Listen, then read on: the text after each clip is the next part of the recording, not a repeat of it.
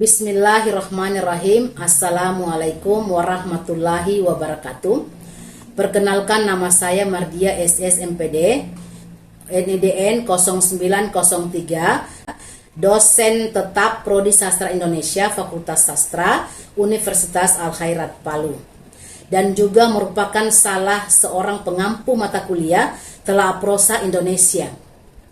Pada kesempatan kali ini, izinkan saya untuk menyampaikan rencana pembelajaran semester mata kuliah Telaah Prosa Indonesia yang meliputi delivery, interaction, dan assessment. Saya bisa mendeskripsikan melalui mata kuliah ini, mahasiswa dapat memahami dan menjelaskan tentang prosa, pembagian prosa, dan unsur-unsur yang membangun prosa, serta bagaimana keterkaitan antara unsur-unsur prosa dan hubungan unsur-unsur tersebut dalam sebuah karya sastra.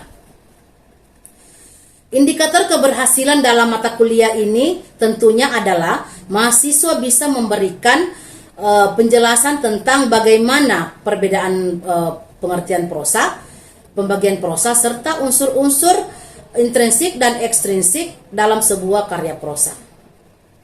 Apa yang ingin dicapai dalam pembelajaran ini tentunya adalah mahasiswa diharapkan bisa menjelaskan tentang perbedaan pengertian prosa, pembagian prosa, serta unsur-unsur intrinsik dan unsur-unsur ekstrinsik dengan unsur-unsur kaitannya dengan unsur-unsur tersebut.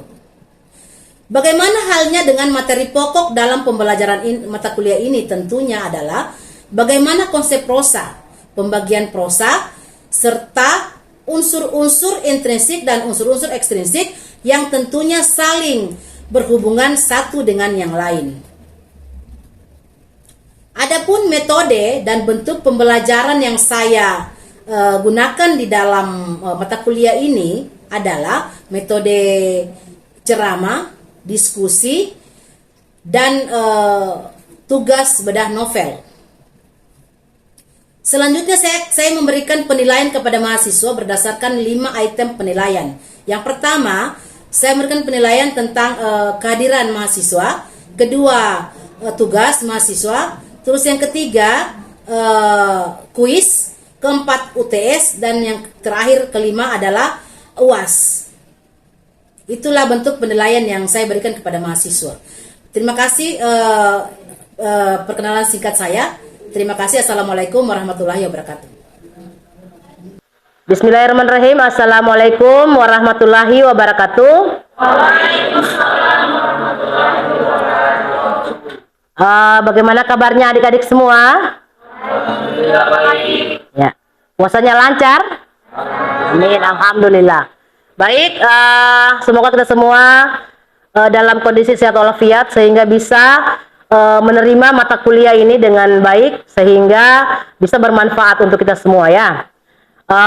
Untuk mempersingkat waktu, baiklah saya akan menjelaskan materi yang lanjutan yang minggu yang lalu ya, materi lanjutan minggu yang lalu tentang unsur yang terdapat dalam karya prosa ya. Jadi unsur-unsur itu terbagi dua ya, unsur intrinsik dan unsur ekstrinsik. Oke, silakan kalian perhatikan di depan ini, di layar ini, bahwa yang unsur intrinsik itu tergolong dia tema dan amanat, terus ada alur dan plot, penokohan dan perwatakan, latar atau setting, tegangan dan padahan, suasana, pusat pengisahan, dan gaya bahasa. Ini yang termasuk di dalam unsur ekstrinsik. Yang selanjutnya yang masuk di dalam unsur ekstrinsik yaitu ya bagian pertama adalah pendidikan. Pendidikan, agama, budaya, politik, ekonomi, psikologi, dan sosial. Jadi kedua unsur ini yang terdapat di dalam sebuah karya prosa ini adalah unsur-unsur yang membangun cerita prosa tersebut. Nah, kalau unsur intrinsik itu adalah unsur yang membangun prosa itu dari dalam. Kalau unsur ekstrinsik adalah unsur yang membangun prosa itu dari luar, ya dari luar. Jadi itu ya, itu yang membedakan antara kedua unsur ini. Dan unsur-unsur kedua unsur ini adalah saling berkaitan, saling berhubungan, dan saling mendukung di dalam sebuah penulisan prosa. Karena apa? Karena tanpa unsur intrinsik dan ekstrinsik tidak akan bisa ditulis suatu tulisan itu atau cerita prosa tadi ya. Itu bisa ditulis karena tidak ada unsur ini. Jadi unsur-unsur ini adalah unsur yang memang sangat dikatakan adalah wajib sehingga saling yang mendukung sekali dalam penulisan prosa. Baik, saya menjelaskan dulu tentang apa itu tema dan amanat. Ya.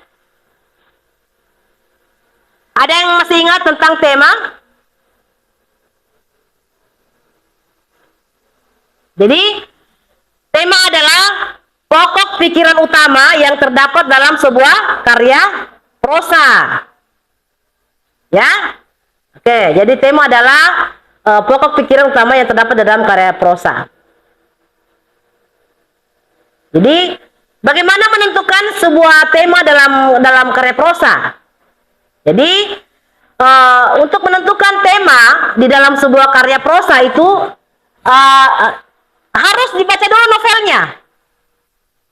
Dibaca dulu novelnya, dicermati baik-baik, dipahami baik-baik sehingga bisa untuk kita mengetahui apa tema yang tersirat di dalam novel tersebut atau karya tersebut.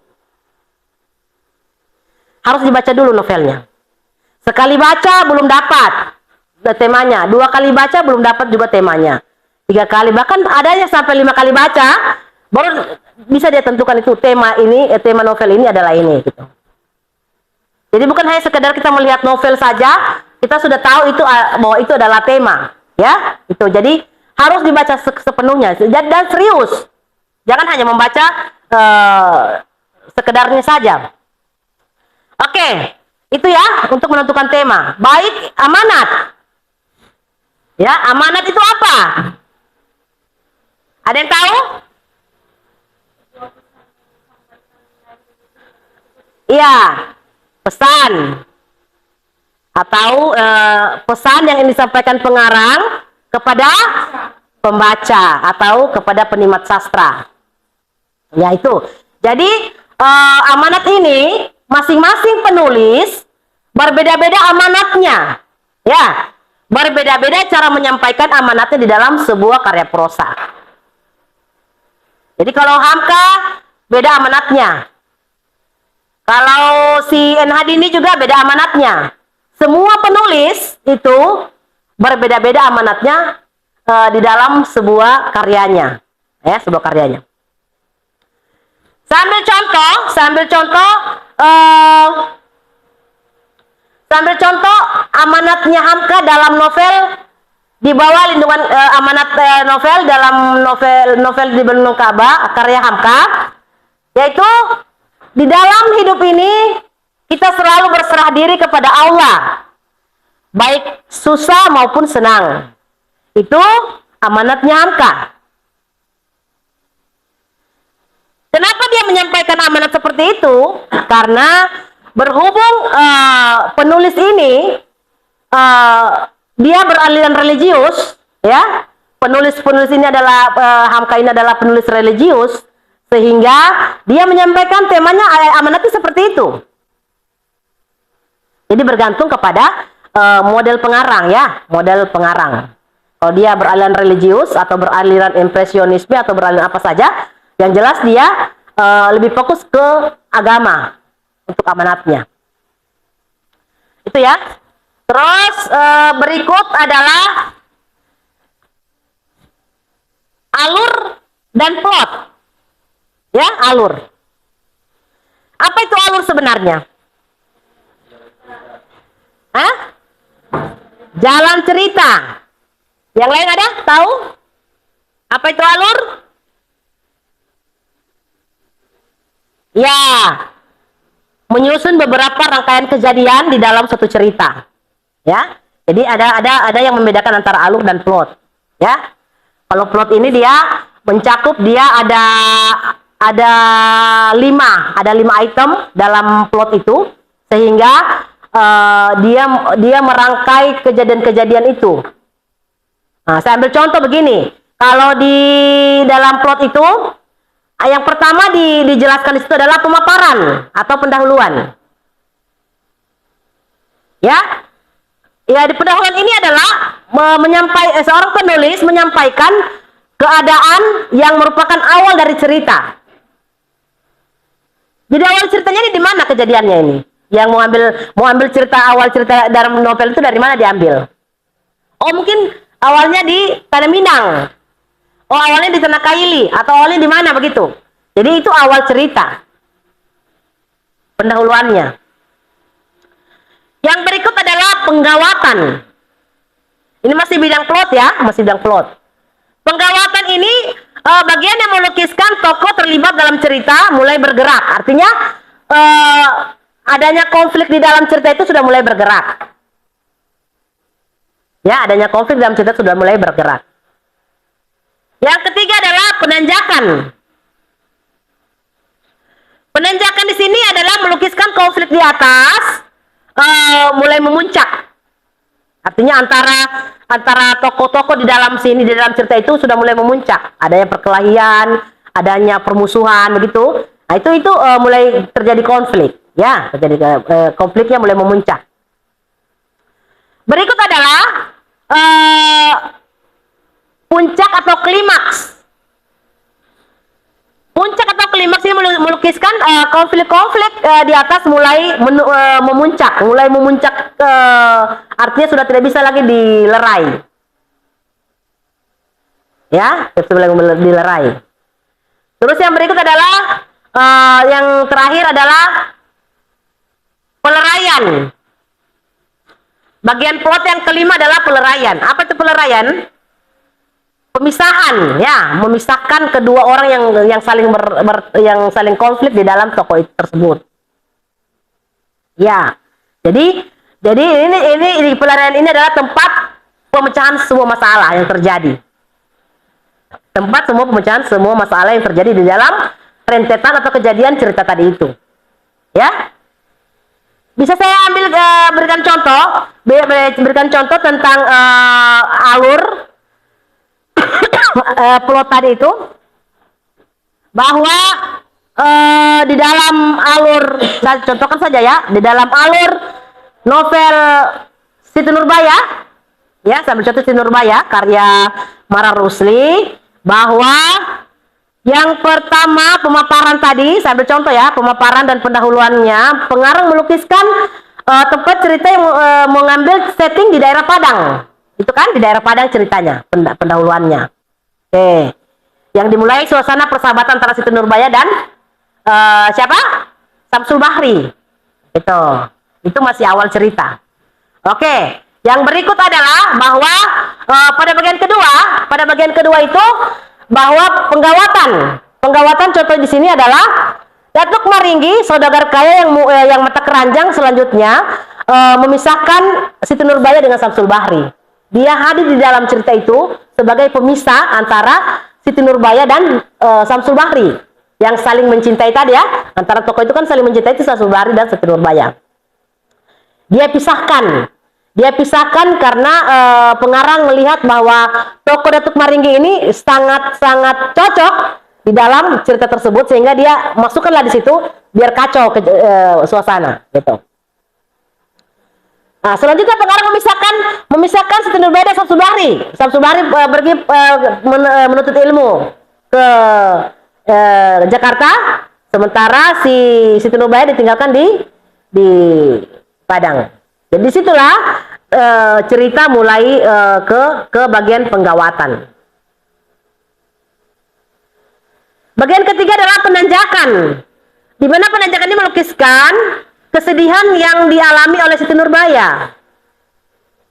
Kenapa dia merasa sedih? Karena dia sudah berpisah dengan Samsul Bahri, orang yang dia sangat cintai, dia sangat banggakan, tapi ternyata sudah pergi dalam cerita tersebut, ya, sudah pergi. Oke.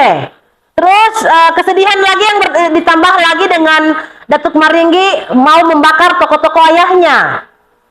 Ya, itu digambarkan di dalam penanjakan.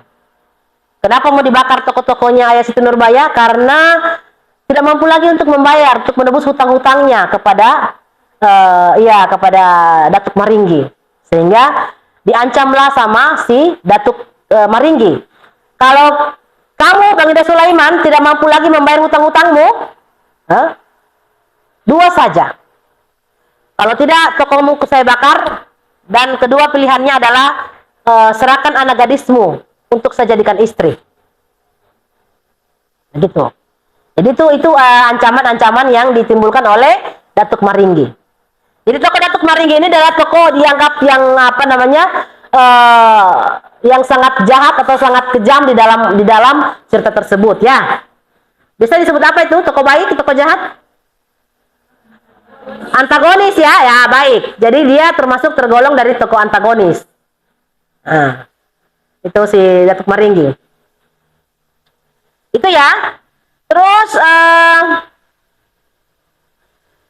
puncak atau klimaks Siti Nurbaya, ya, Ayah Siti Nurbaya dipenjarakan karena tidak mampu membayar utang pada Datuk Maringgi. Jadi konflik ya, terjadi konflik, semakin parah ini konfliknya. Jadi si Datuk Maringgi memenjarakan si ayahnya Siti Nurbaya karena tidak mampu lagi membayar utang-utang. Oke. Di dalam cerita ini menggambarkan bahwa kesedihan itu belum akan berakhir oleh Siti Nurbaya tadi, belum berakhir kesedihannya karena dia tidak ingin ayahnya dipenjara, tidak ingin tokoh-tokoh ayahnya dibakar, sehingga pada saat Datuk Maringgi datang bertamu ke rumahnya Siti Nurbaya, dia berteriak dari dalam kamar, lebih baik menjadi istri Datuk Maringgi daripada ayah saya dipenjarakan. Jadi itu menurut Siti Nurbaya, itu pengakuan Siti Nurbaya. Jadi lebih baik menjadi istri Datuk Maringgi daripada ayah saya dipenjarakan atau tokoh-tokohnya ayah saya dibakar. Sehingga pada saat cerita itu dibuat, maka menikahlah Siti Nurbaya dengan Datuk Maringgi. Tetapi pernikahan keduanya tidak bahagia karena tidak menikah dengan orang yang dia cintai, ya. Oke, bagian yang terakhir, peleraian. Dalam Siti Nurbaya tadi, peleraiannya adalah pengarang menamatkan riwayat semua para tokoh. Ya, iya kan? Si Siti Nurbaya juga meninggal. Si Datuk Samsul Bahri, dia menamatkan semua tokohnya sehingga ini penulis sangat cerdas sekali. Karena dalam pikirannya pasti tegang, pasti tegangan dan padahan yang terdapat di dalam cerita ini sangat apik sekali, sehingga dia terakhir cerita dia menamatkan semua riwayat tokohnya. Jadi tidak lagi yang penasaran kemana si Datuk Maringgi, kemana si Siti Nurbayanya, tidak ketemu dengan Samsul Bahri. Nah, jadi itu ya, jadi ini peleraiannya, ditamatkan semua riwayat tokohnya. Itu ya. Sudah paham di sini? Sudah? Nah, oke. Itu antara alur dan plot ya, sudah paham ya? Plot itu ada 6 item. Baik, saya masuk kepada penokohan dan penggawatan. Penokohan di sini adalah asal kata tokoh ya. Asal kata tokoh. Tokoh-tokoh itu tokoh artinya orang-orang yang berperan di dalam sebuah cerita. Dalam prosa. Kalau tokohnya siapa? Siti Nurbaya. Siapa semua tokoh-tokohnya di dalam situ? Ada Datuk Maringgi. Ada Samsul Bahri. Baginda Sulaiman. Ya, kalian masih ingat ya? Kalian masih ingat? Jadi itu ya, tokoh-tokoh yang ditampilkan di dalam Siti Nurbaya. Itu tokoh-tokohnya. Jadi dan tokoh-tokoh ini yang ditampilkan berbagai macam perwatakan. Tergantung perwatakan ini tergantung kepada selera pengarang tadi itu. Dia mau tempatkan si tokoh A dengan wataknya seperti apa. Tokoh B wataknya seperti apa begitu. Jadi seperti Siti Nurbaya tadi saya jelaskan bahwa pengarang itu memberikan peran kepada Datuk Maringgi seorang tokoh yang dalam cerita itu adalah tokoh saudagar kaya, tetapi dia apa namanya sangat rakus, ya, sangat rakus sehingga dia menggambarkan tokoh itu cocok di Datuk Maringgi tadi. Nah, sehingga ceritanya bisa berkembang. Sampai hari ini juga kita masih membaca novel-novel itu ya. Nah, baik. Saya masuk kepada latar atau setting. Ya. Latar atau setting. Apa itu latar? Tempat pengambilan cerita. Ya. Kalau tadi Siti Nurbaya di mana tadi latarnya? Yang pertama awal cerita pendahuluannya di mana? Di mana tadi? Di Padang ya? Nah, di Padang. Itu awal cerita itu pengambilannya di Padang, latarnya.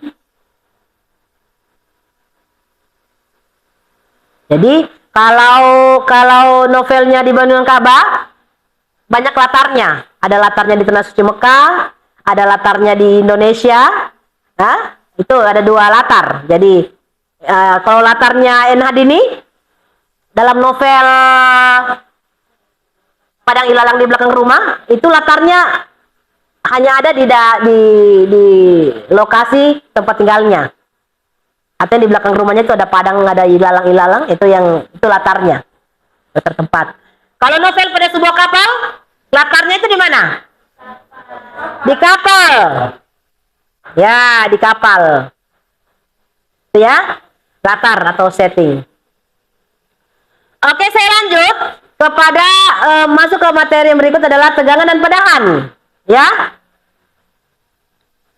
Oke, antara tegangan dan padahan ini saling berhubungan, ya.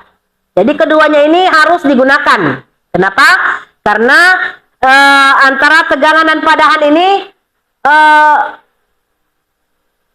tidak bisa dipisahkan, ya, tidak bisa dipisahkan karena tegangan dan padahan ini adalah merupakan yang merangsang pembaca, bagian yang merangsang pembaca untuk menyelesaikan cerita tersebut. Jadi kalau kita membaca karya sastra, termotivasi terus di dalam menyelesaikan cerita itu, artinya kita, bagus sekali cerita ini. Saya harus habiskan hari ini, tidak mau tunda besok lagi. Berarti tegangan dan padahannya dari dalam novel itu adalah sangat apik, sangat bagus. Sampai di sini ada yang bertanya? Silakan. Baiklah, Assalamualaikum warahmatullahi wabarakatuh. Sesuai dengan penjelasan dari Ibu tadi tentang materi unsur-unsur prosa, kan di situ ada unsur intrinsik dan ekstrinsiknya. Iya. Baiklah, di sini saya ingin bertanya bagaimana keterkaitan antara unsur intrinsik dan unsur ekstrinsik tersebut. Baiklah, terima kasih. Itu pertanyaan dari saya. Baik, Assalamualaikum warahmatullahi wabarakatuh. Waalaikumsalam warahmatullahi wabarakatuh. Perkenalkan, nama saya Silvana. Baik, saya di sini akan bertanya, novel atau roman apa saja yang tergolong dalam karya prosa? Baik, itulah pertanyaan dari saya. Sekian dan terima kasih. Wassalamualaikum warahmatullahi wabarakatuh. Waalaikumsalam warahmatullahi wabarakatuh. Baik, saya akan menanggapi dulu pertanyaan dari saudari Nurliana Ali Akbar tentang pertanyaannya bahwa keterkaitan kedua unsur-unsur ini, ya, unsur intrinsik dan ekstrinsik. Jadi kedua unsur ini itu saling berkaitan, ya, saling mendukung dan tidak bisa dipisah-pisahkan. Kenapa? Karena kedua unsur ini adalah yang mendukung daripada penulisan prosa tersebut. Misalkan ada bilang, oh, unsur intrinsik saja yang digunakan, unsur ekstrinsik tidak usah. Tapi ini tidak bisa, harus kedua-duanya sejalan, ya, sejalan. Dan kalau di dalam cerita itu saya katakan bahwa ini kedua unsur ini adalah suatu yang wajib diletakkan di dalam penulisan prosa. tidak bisa dipisah-pisahkan ya. Oke.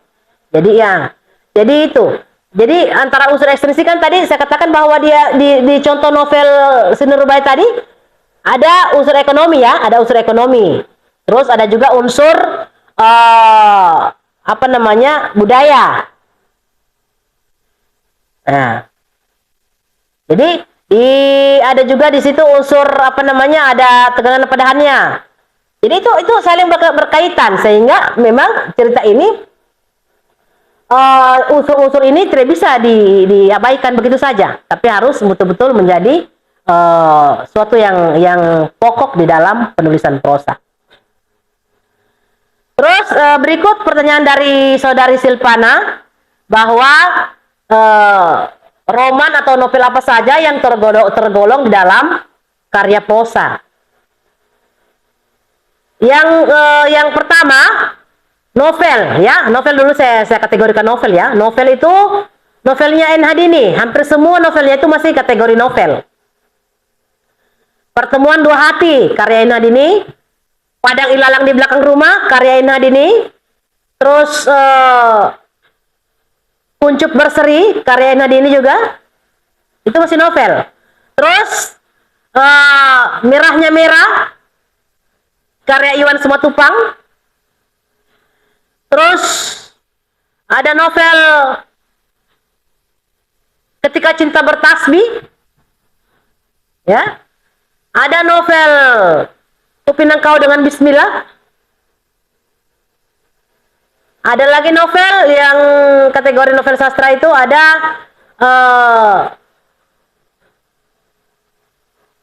ketika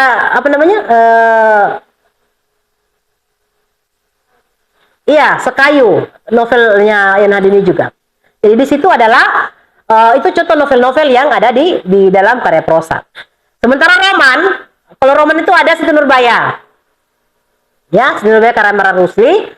Terus ada Tenggelamnya Kapal Pandariwik. Itu karyanya Hamka. Ya. Terus Di Bawah Lindungan Ka'bah itu termasuk juga roman.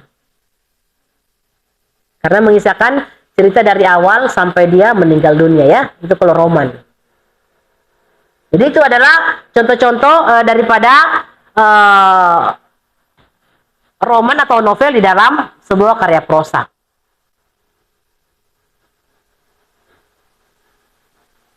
Baik, demikian materi dari saya untuk hari ini. Lebih dan kurangnya saya mohon maaf. Assalamualaikum warahmatullahi wabarakatuh. Waalaikumsalam.